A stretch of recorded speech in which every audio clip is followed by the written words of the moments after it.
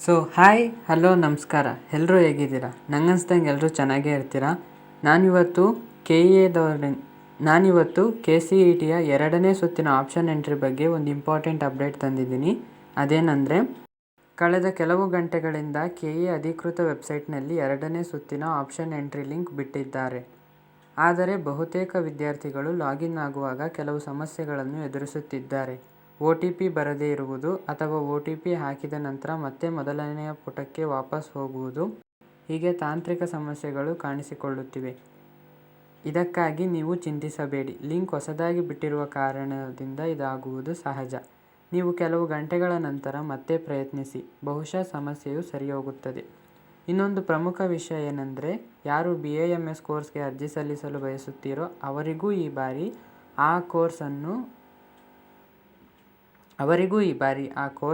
Add ಮಾಡೋ ಅವಕಾಶ ಇದೆ.